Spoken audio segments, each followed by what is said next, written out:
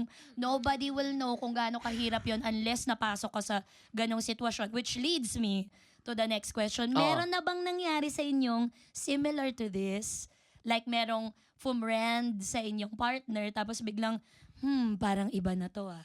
Ash, Ako, buti na lang, hindi naman. wala pa naman. Wala pa naman. Parang ayoko rin siyang ma-experience. Kasi mandidilim yung paningin ko agad eh. Oo. Kasi, ewan ko, it takes two to tango talaga eh. 'Di ba? Na kung let's say lang, inaya siya. Kung ikaw rin, may paninindigan ka, hindi mo gagawin eh. Hindi mo pwedeng sabihin, hindi kasi pinilit or wala lang to, wala. Everything is a choice. Mhm. 'Di ba? Nakapag-decide ka, whether it's good or bad, you made that choice. Mhm. And ang hirap lang din, kasi alam naman niya na public figure si Andy, 'di ba? Artista siya eh. So, you have to be extra careful with your actions, 'di ba? Alam niya, aware siya na nagpa-picture pa sila eh. Alam niya na lalabas sa social media 'yon. Pero was he driven by emotion? Na hindi kasi galit ako or parang magkagalit kami. Magpapatattoo ako for whatever reason, 'di ba? Parang hindi ko siya ma-justify at all. Like it makes no sense. So even if you try to be open-minded, paano? Kasi kung if palitan switch natin Baliktarin yung roles. mo. Baliktarin natin. Si Andy, merong guy best friend. Sa tingin mo, matutuwa, di ba? Matutuwa ka ba? Baliktarin Nagwala. natin. Ako. Pilmar, tama na. Wala, tama na, Pilmar, tama na. Di ba?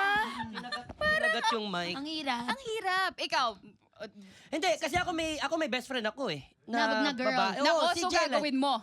Ito nga yung malaking question doon. Parang ang labo namin gawin. Kasi kung meron ako, like si Jelay, meron kaming, di kasabihan eh, meron kaming panunumpa sa isa't isa na hanggat nabubuhay ako, best friend kita.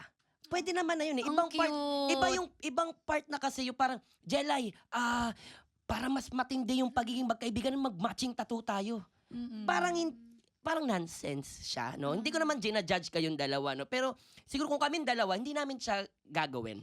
Oo. 'Di ba? Kasi unang-una sa lahat, ba't kami magpapalagay ng tattoo kung kaya namin panindigan yung mga Sa sinasabi panunumpa namin pa lang. sa Oo isa't eh. isa? Kaya namin ipakita sa mga tao, o kahit hindi na sa tao, sa aming dalawa, na hanggang kamatayan, magkaibigan tayo.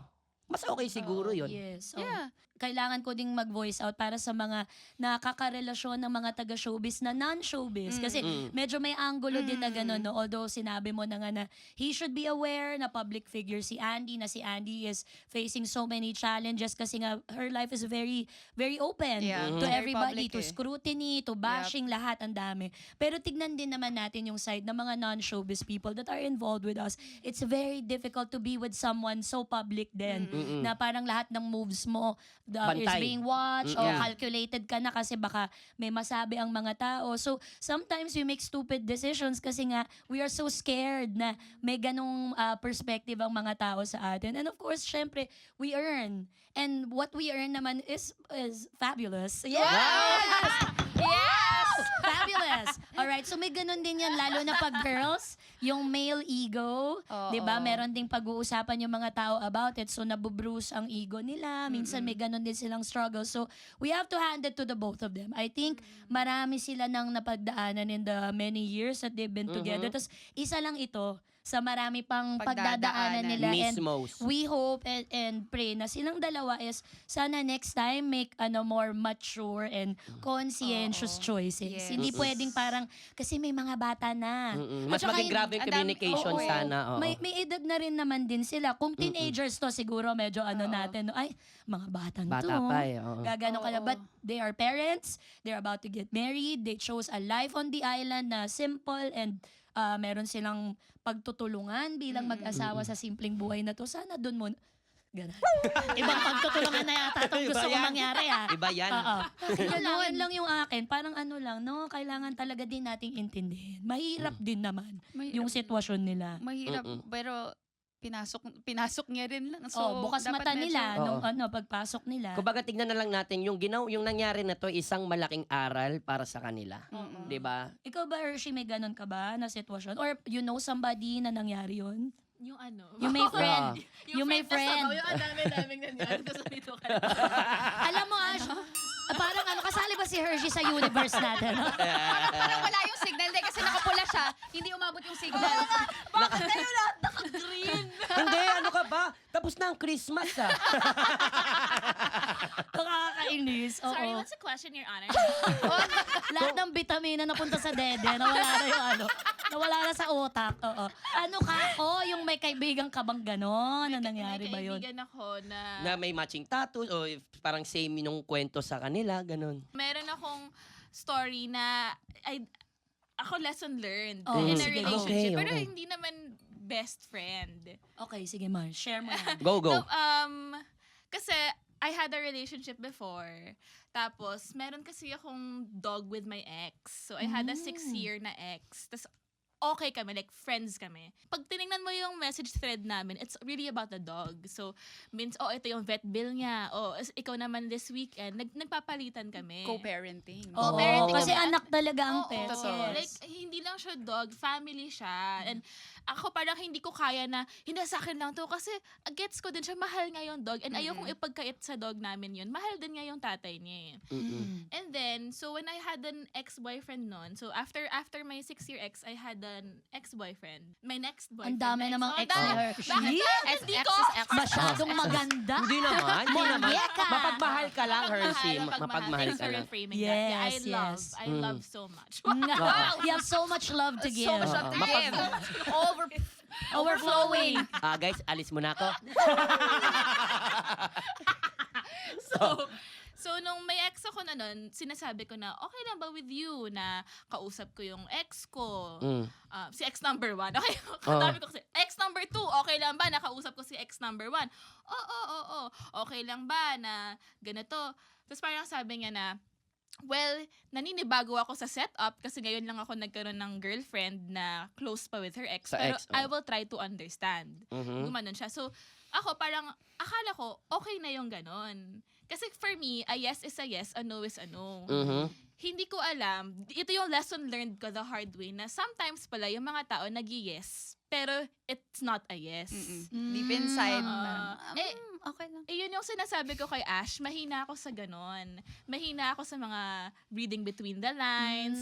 Ngayon, parang dito ko na natutunan na yung mga tao pala, they can say yes but not mean it. So when I was talking with ex number 2 na okay lang ba sa'yo na okay pa kami ni ex number 1, tapos nag-yes siya, akala ko talaga okay lang until one day nakipag-break na siya kasi hindi nga talaga kaya na may dog kami together. Tapos parang ako, sabi ko, okay, hindi, iba-block ko si ex, i-unfriend ko siya, i-cut ko yung communications, please, wag mo akong iwanan, ganyan. Tapos parang ayaw din niya, ganyan. So, okay, hindi, he just doesn't want to work on it. But that's a different thing. But yun nga, Yes. yun yung question nyo is yung boundaries. Ako yung parang hindi ko pala alam yung boundary. Oo, pero alam mo, Mm. sabi nga ni Ash, kanina nung nag-uusap tayo, iba si ex sa friend eh. Si ex, meron kang romantic involvement na baka pwedeng mabalikan, so may fear. Na dahil nakikipag-communicate ka pa or meron pa kayong sinishare na common goal, which is the well-being of your pet. Pero paano pag friend? Yun ang mahirap eh. Kasi the friend came before the jowa. Lalo na yung Yes, mga okay. decades na kayong magbabarkada. Lahat ng buhay mo, alam niya, baligtarin ka, itihaya ka, nababasa ka ng friend mo. So, Tas- yung itihaya. Oo, kasi parang tulya lang yan eh. Yung parang ginagawa. Tihaya na po, ma'am. Sabi Oh. ng friend, friend! Masahe pala to.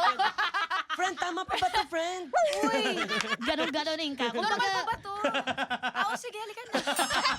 Hoy! Pumayag pa. Boundaries! Uy, Boundaries pinag-uusapan! pakilinya, pakilinya. Oo. May boundaries! Kalimutan ko.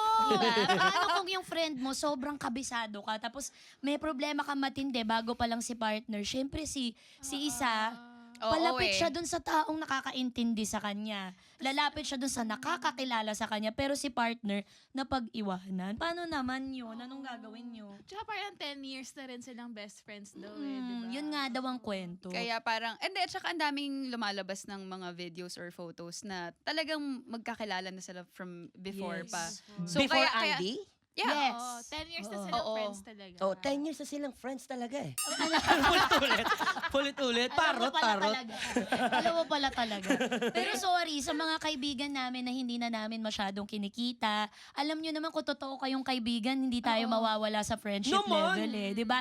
Kaya magkita tayo o hindi. Lalo na pagka in love kami kasi mawawala talaga kami. Intindi na lang. My intindi. friends know this. I disappear. Pag happy ako sa love life, rare Pokemon ako, hindi ako nakikita. Ano Totoo. ba yun? Hindi ako Nawawala ka. Di ba? Alam mo to, Ash. Alam ko. Dati kaya laging, nga. tara, nokal, game. Oh. Tapos, Nokal. yeah, let's go. Kaya pala Let's do sabi ko this. na bigla nawawala Ganyan. yung Tuesday. Tapos biglang, uy, ano nangyayari dun kay Tuesday? Baka, Missing ah. ang mga, Happy. ang mga posts, mga flowers, mga ganyan. Nadiligay. So, quiet ako. Okay So, na yung flowers kasi naman yung ano mo, profile mo, kandila. Di ba? You know!